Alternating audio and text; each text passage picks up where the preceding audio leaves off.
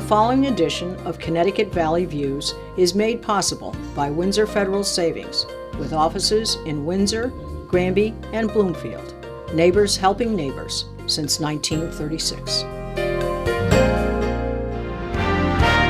Join me, Susan Regan, host of Connecticut Valley Views, the most widely watched interview program on Connecticut Public Access TV. Proof to the people is the byline, insight without bias, generating a 360 perspective. Our mission is to focus on topical subjects with thought-provoking interviews regarding municipal leadership, current affairs, educational and political topics, as well as key destination points in New England. I have to pass the bill so that you can find out what is in it away from the fog of the controversy. Hello, I'm Susan Regan, and thank you for joining us today. My guest is Eric Thompson, principal of Blueback LLC, which is a strategic employee benefits and risk management advisory firm. It's a pleasure to be here with you today, Eric. Thanks for coming. Give us a little bit of background on you, where you came from, how you started your business. Well, you know, I'm a native of Maine, and I grew up there in the same house, came to Connecticut to go to college, met my wife here, and then right on campus, Aetna came on campus to interview potential new hires, and I got a job with Aetna right out of college, which was great. So insurance was really your starting point. It was, Okay. and I'm a finance guy at heart. So when you talk numbers, I love Sure. numbers. Yeah, And so with that, I went into an excellent training program, which was financial underwriting, which is apropos for what we're talking about today, because I actually set the numbers for medium to large employers, set the medical rates, and did all the data analysis. And so I did that. Both for medium-sized employers that were, between 300 and 3,000 employees, and then I did it exclusively with Pepsi for a few years, which was a great experience. And ultimately, I had a great 11-year career at Aetna, but then I had an opportunity to take over the local franchise for Northwestern Mutual, which was at the time called Strategic Employee Benefit Services, which has since been sold, but anyway, it was managing an employee benefit consulting firm here in Connecticut. Ultimately, I had about 15 staff, over 800 employers in the Northeast that were our clients.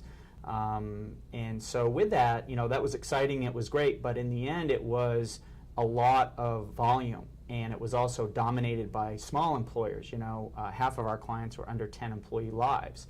And so if you look back on my beginning, which was the financial analysis, really being able to do something more custom for an employer. More hands-on. More hands-on, and also data. When you look at the small group employer market here in Connecticut, under 50 employees, the rates are filed.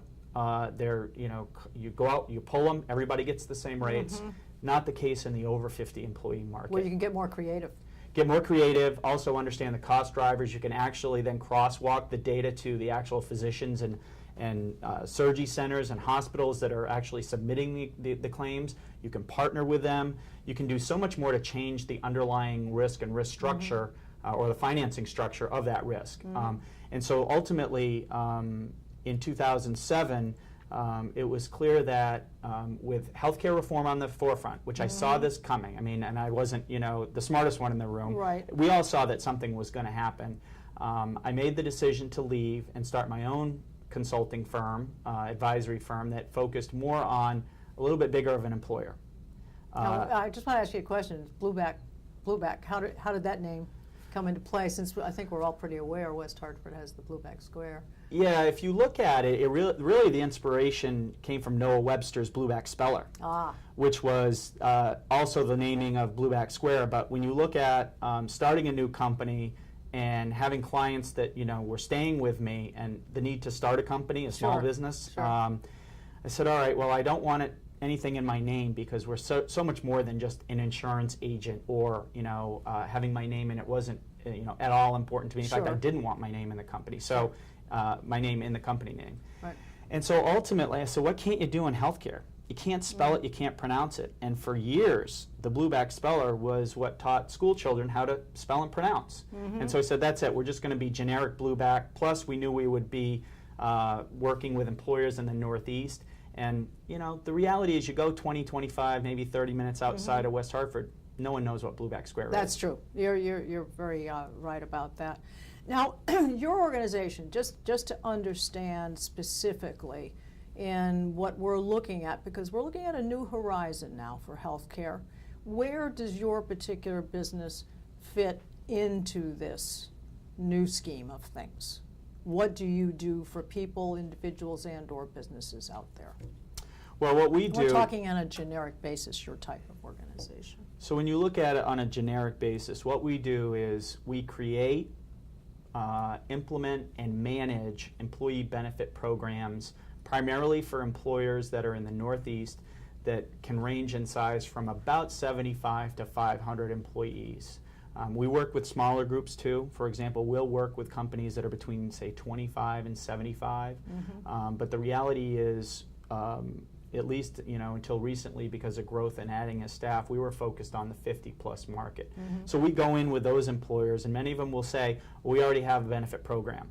But the reality is they don't have a properly aligned benefit program. And they haven't really looked at that crosswalk that I alluded to with healthcare data, you know, physician groups, partnering with them to ultimately help improve health and lower costs. So in the end, the answer is we create, implement, and manage benefit programs for companies in the Northeast. And I think strategically that those higher number companies with higher employee numbers are the ones that are going to need that help, because they are facing that 50-plus employee level, which is so important to organize in one way or another, whether they're going to be more involved in their employee benefits or whether they're going to turn it over to their employees. So I think it's very key to know that there's someone there who can walk you through what needs to be done and what's the best way to do it cost effectively.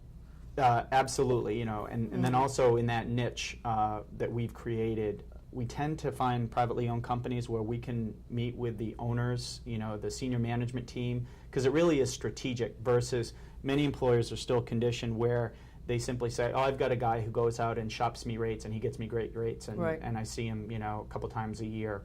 But rates are not the only thing we're talking about. Rates are not the only thing. When you look at federal compliance and you look at some of the other things, I mean, we work with our clients constantly. You know, we're generally with them every 2 to 3 weeks working on something.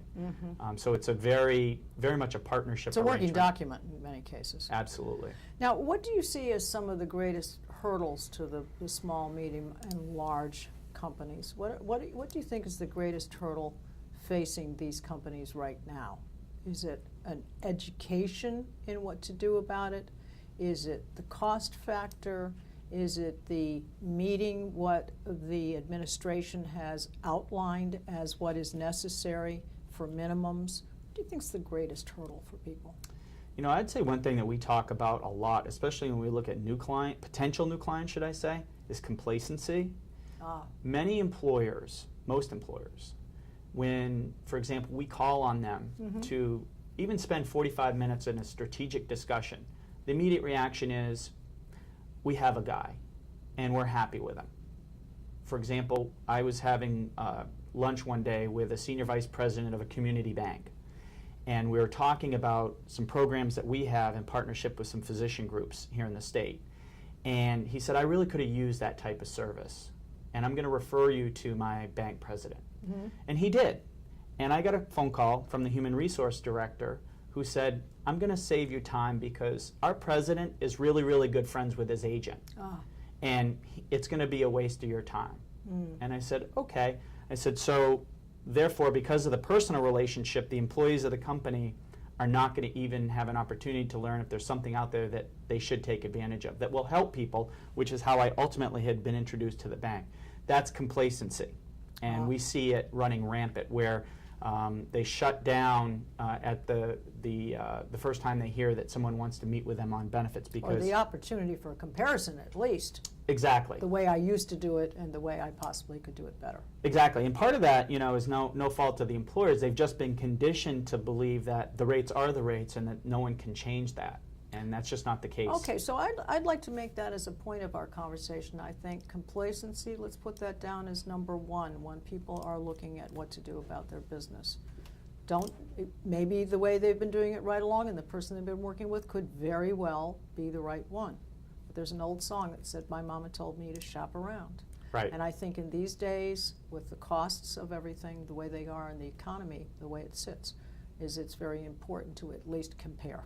So let's put that down.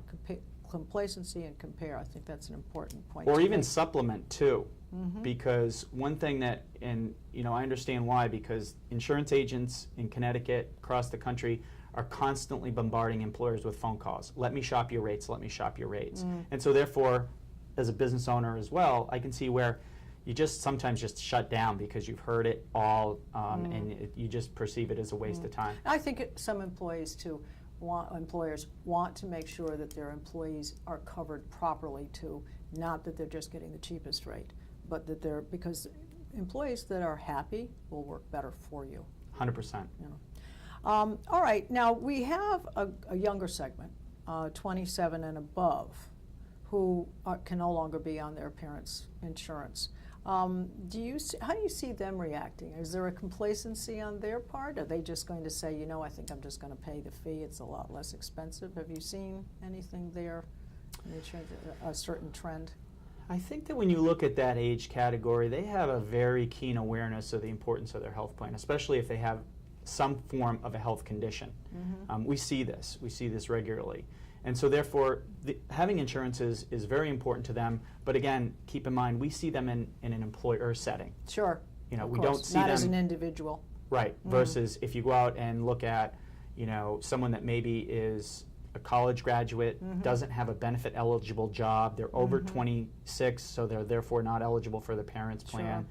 And especially if they have a health condition previously and would go and wouldn't be able to get insurance. All right, so let's mark that as another key point then. Young people not yet employed, obviously out of college with a degree, who are having to take care of themselves, can't be with their parents, and have to do something on their own. We want to see them not fall into that complacency and to look for a proper insurance plan. And perhaps that's where the Healthcare Exchange or Access Connecticut can come into as far as that's concerned. That's a place for them to fit, perhaps. Correct, and then I'm hopeful that we'll have plans that, some of the Affordable Care Act provisions, when you look at pre-existing conditions, no lifetime limits, some of those, provisions are good, in our opinion, relative to people that are buying policies that need coverage. Sure. But then the question is, what's the price point? Because obviously the mini-med policies were a lower price point, and now that's not going to be the case. Sure. How do you see the Affordable Care Act impacting Medicare clients and those who have historically health care in place as individuals and families? In other words, there are people who have been employed or are vested or are covered. How do you think that's going to upset what they had with their employer? I mean, do you see as a whole, a person's been working for a company, let's say for 15 years, they've had a good health care plan, the employers, maybe they've been contributing, the employer's been contributing. Do you see them as, are they going to be caught up in this and it's going to cost them a lot more? Where do you think that's going? I think what we're seeing right now is that, like most people, there is confusion, which really is because of uncertainty and lack of some details. And also reading in the press and listening to whomever is advocating as or being saying they're an expert.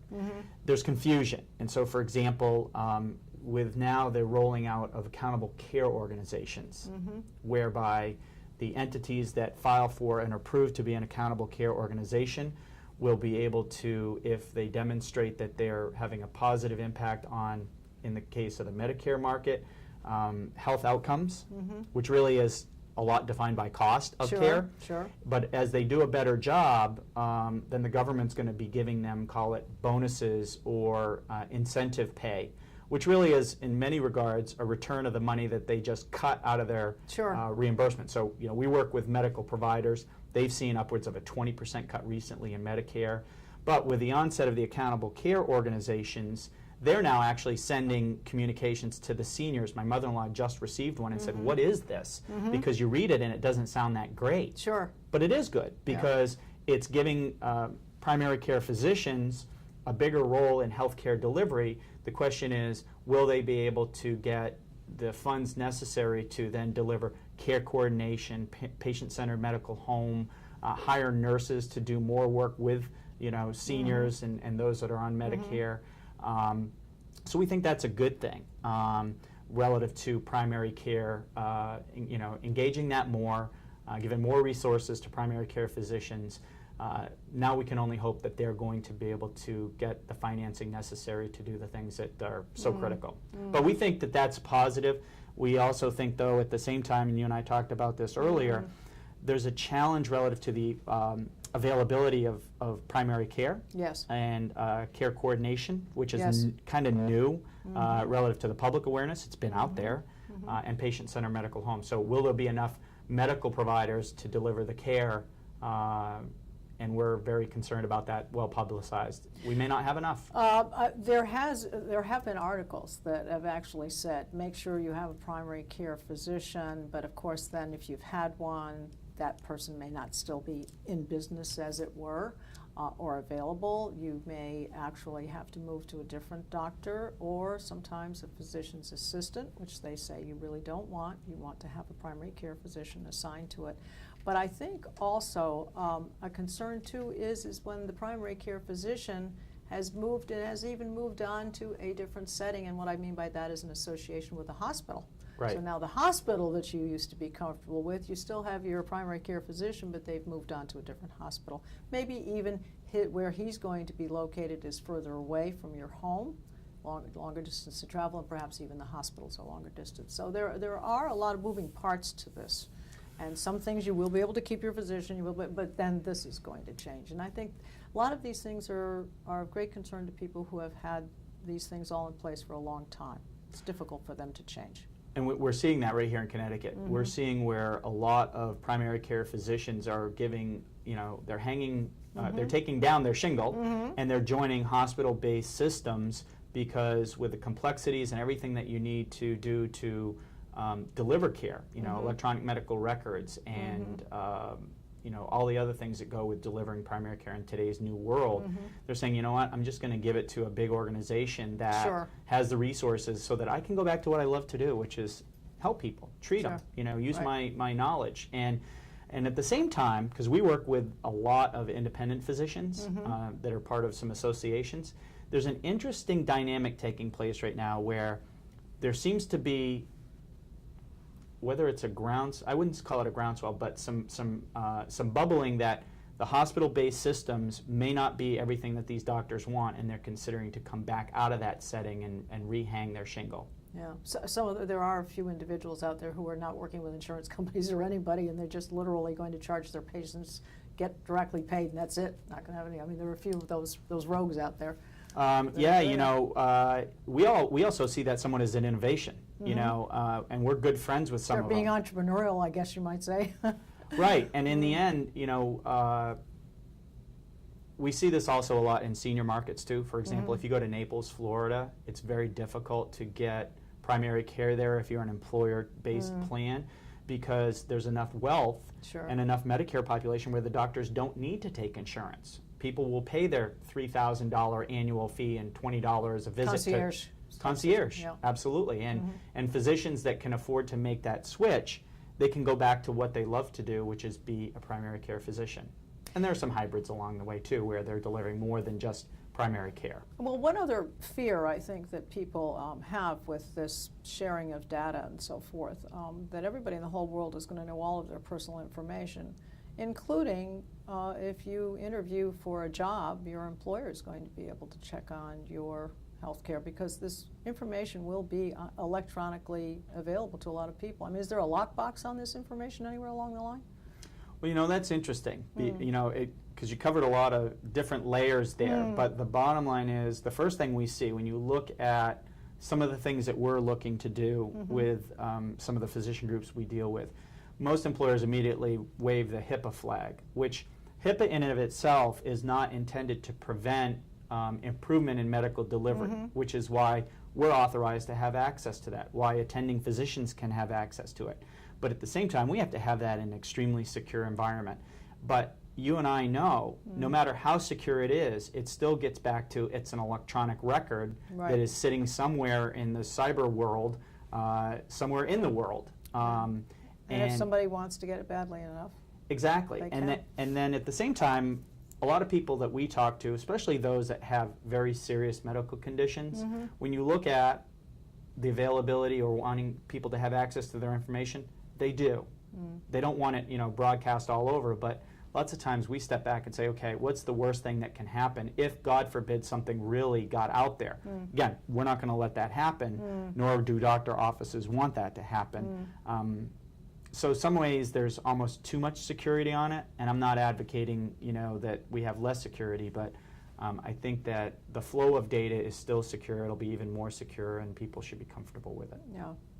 All right, let's talk about a little bit here about discretionary spending. And what I mean by that is that with the advent of what we will assume will be higher costs or higher premiums, is this not going to have an impact on the economy further, perhaps back to a deeper recession?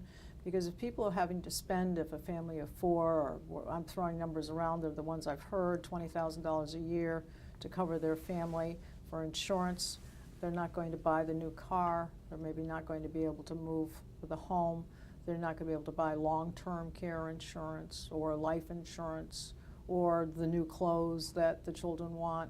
I mean, if all the money is going towards something, the what if might happen department, does that not cut them off at the other end? Do you see that happening? Well, I think that's that's a real I think it's consideration. real. I think when you look at, if you look at the numbers, 96% of all businesses in the country are small business, under 50 employee lives, not required under ACA to provide health care. People can go to the exchange, they can buy it in the open market. Most of them do, though, or a lion's share. So then 96% of them are going to be, depending upon where they are in the country, facing some upheaval. Take Connecticut right here, our home state. Just the recalculation of rates, we call it rate compression. Right now, there's obviously a lot of different plans and pricing, but the state has allowed the insurance companies to have a 6-to-1 cost ratio. 6 being the most expensive plan to the least expensive, 6-to-1. That's now going to go to 3-to-1. So if you just look at averages, and we don't know this yet, but if you look at averages, that means that the people on the low end, younger, are going to pay more. People on the high end, maybe they're going to pay less. And then we also have two other dynamics, which is gender neutral versus gender specific. So in Connecticut, for example, if you're a 28-year-old female, it's just a traditional plan. This is an example of one of our clients. A 28-year-old female would pay $458 a month. That's the real cost of the insurance that they would send to, that the employer would send to the insurance company. The male at the same age would pay $258, which is $200 cheaper. Now you do a weighted average, it brings the male cost up and the female cost down. But when we look at a lot of our small businesses dominated by younger males, they're likely going to face a substantial increase come January 1 when those plan renewals start hitting.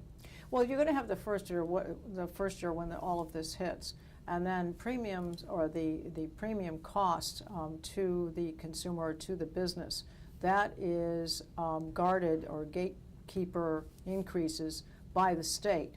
Now, obviously, insurance companies are going to have to increase if the pool is not large enough, or the people who are involved in it are going to increase. Do you think that that's going to be like, maybe it'll be okay the first year, but then maybe it's going to raise? Because I know long-term care has, over the past 3 years, been raised by nearly 40% over the last 3 years, because their experience when they started long-term care a long time ago, they had no idea what the costs would be coming down the road, particularly with the baby boomers. Well, I think, when you look at those two products, very different products. Long-term care, when you look at how much it costs for whether it's assisted living or home health care, stuff of that nature, the number of policies issued in long-term care are but a fragment of overall health care. When we look at health insurance policies, no one really knows what's going to happen. First of all, what we think is we're not going to have a significant amount of enrollment in the health insurance exchange products on January 1. That is an important part and piece of this, isn't it? The It is. number of the pool, as The it were. pool. Yeah. And then one of the big misunderstandings people have is the more people you put in a pool, the better it is. That's not the case. It still gets back to how much of that dollar is being spent on health insurance or claims to providers. And so when you look at that, whether it's 80% or 85%, which is ultimately the medical loss ratio that the Affordable Care Act, pegs as an appropriate payout. If you're one insurance carrier and you're paying 92%, you're losing money, which means you're going to raise rates at a faster rate. Okay. And so we don't know until we see what those pools look like, what the cost is. In our target market, over 50 employees, we're a little bit more insulated from the impact of the exchange than those that are under 50. Well, a couple of things just before we wrap up here. It's been very, very interesting. There are some risks and solutions, and if you just quickly give me what you see as the highest risk in this entire scenario and what you think is the best solution to everything as a whole for people going forward. We think one of the biggest risks is doing nothing and taking a wait and see, and relying on but one advisor to tell you what to do. We think that it's important that you look for additional knowledge or an alternative. So, for example, a defined contribution plan through a company like Liaison, that ultimately the employer turns to the employees and say, I'm going to give you a defined contribution to go align your benefit needs with your personal situation, because I can't give you a one-size-fits-all plan anymore. It's not working. So we think that that's one of the solutions that people can look at. Exactly. Certainly. Well, I certainly have enjoyed speaking with you. This is a big, vast valley we're looking at here, and I think that we've clarified a few things. I would like to have you give your website for people to go on, that they can take a look if they'd like to pick up some more information. Great. Our website is bluebacknow.com. So it's the color blue, backnow.com. All right. Very good. Well, it's been a Great. pleasure. Thank you. I appreciate it. And I'd like to say for us that you can see us on Facebook, and you can see all of our programs on www.ctvalleyviews.com. This is Susan Regan. Thank you for joining me, bringing proof to the people.